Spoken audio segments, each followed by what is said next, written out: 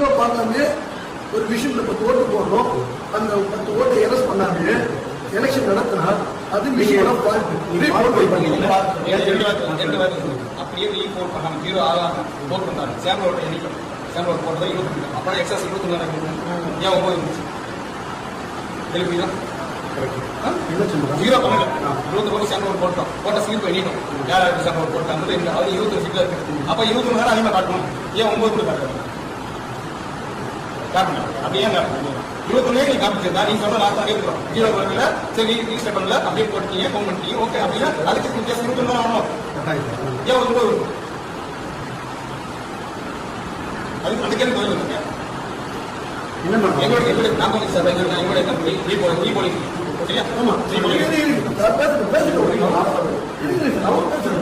இல்லாம இவங்க machine open பண்ணாங்க டெய்லி. ஒன்று யாராவது என்ன சீரியஸாக நீங்க ஓப்பன் பண்ணுவீங்க. அப்ப நீங்க ஓப்பன் பண்ணும்போது எங்களுக்கு சந்தேகம் தான் வருது. அப்படியே அத்தையோட பண்ணுங்க.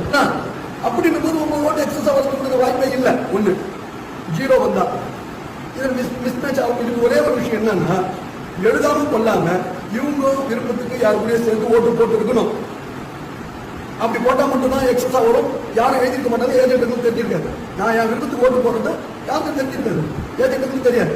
நான் இவங்க கூட ஜாயின் ஆகிட்டு நான் மிஷின் அங்கே இவங்க ஓட்டு போட்டு போயிட்டு இருக்கலாம். அப்படி ஏதோ ஒரு தவறு இதில் நடந்திருக்கு. ஒன்று. ரெண்டாவது, அவங்க ஜீரோ பார்க்கல 21 ஓட்டு மார்க் பண்ண ஓட்டோட தான் பண்ணாங்க அப்படின்னா அதுவே வாழ் சரி.